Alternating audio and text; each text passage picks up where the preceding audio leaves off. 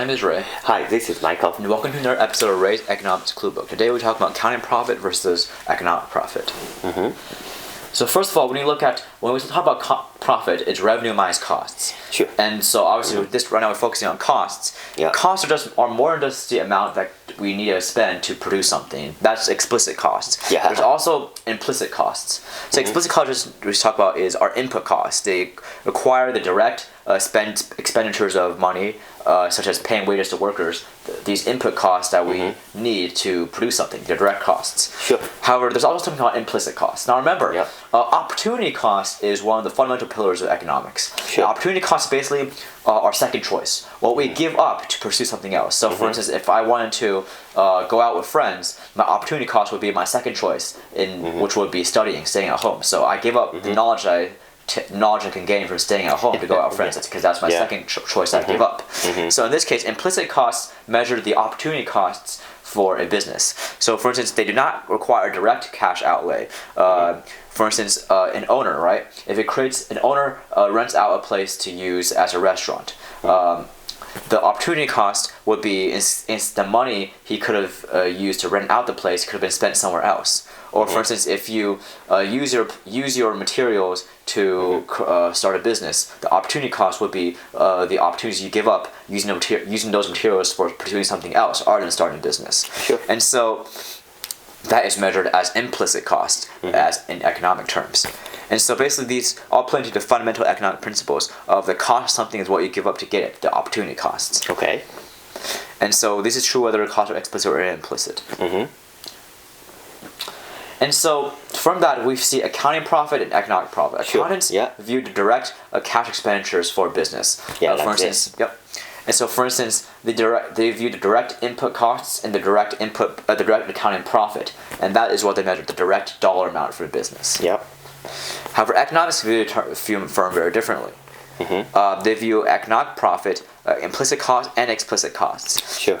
Implicit costs are what drive the bar higher than compared to an accountant, because implicit costs would measure our indirect costs or the opportunity costs that a business takes in when creating a business. Yeah, so that really means economic profit actually in a lot of normal industries, like competitive industries, economic profit could be very slim, right? So because of competition, for sure. But it does not mean they don't make any money, okay? That only means economic profit could be close to zero, but accounting profit could be still quite a bit. Right, quite a bit. So economic profit is essentially total revenue, which is measured pretty similarly in accounting and economic terms, but total revenue minus total cost, which in this case is explicit plus implicit costs, not just explicit costs. And so we now have something called normal profit. Normal profit is what happens in the long run of a very competitive or perhaps a perfectly competitive industry. Normal profit essentially when economic profit equals zero. Zero. Now, this doesn't mean that your actual profit in dollar terms or in accounting terms is zero, because nobody's running a business where you literally do not make any profit at all. $0, literally.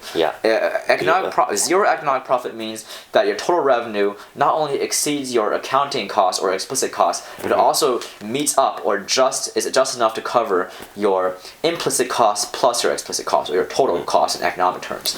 And so, basically, for instance, an example of this would be when you use your property or use your real estate to run a restaurant.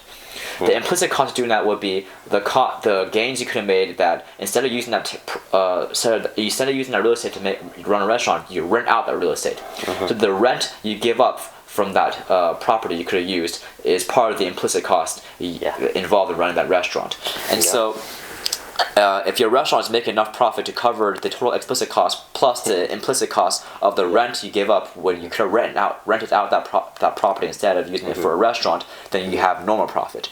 And so in this graph here, we see what normal profit looks like.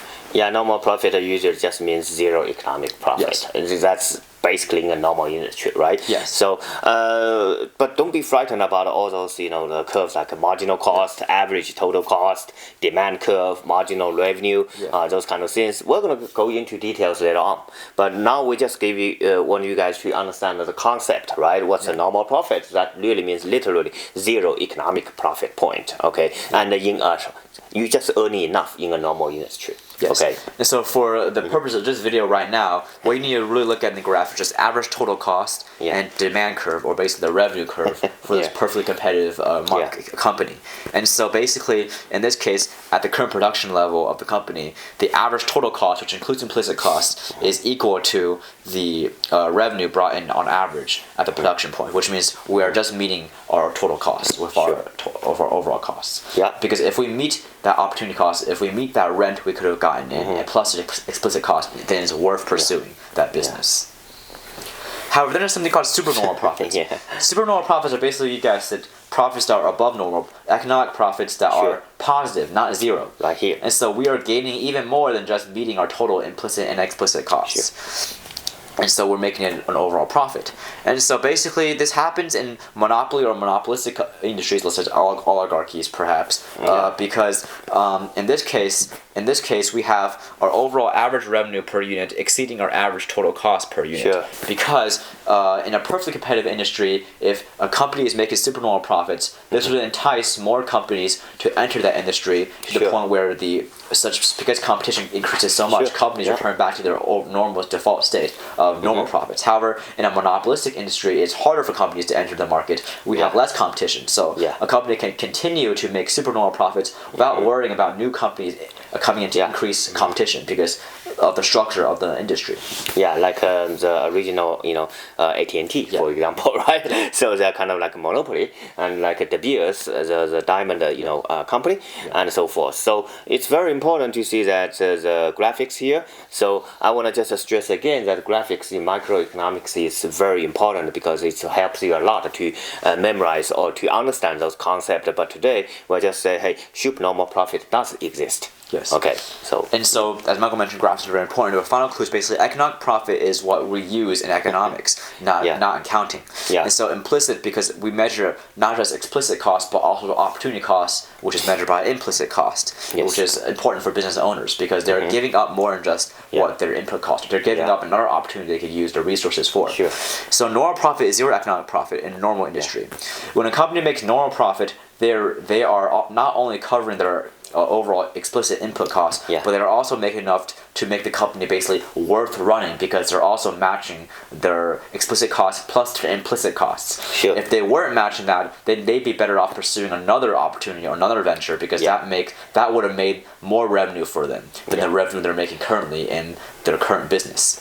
I think I like to just want you guys just pay attention that when we have the graphics for the microeconomics and those kind of profit, average total cost, and so on, I want to stress that we are really talking about economic profit on those graphics. We're not talking about accounting profit.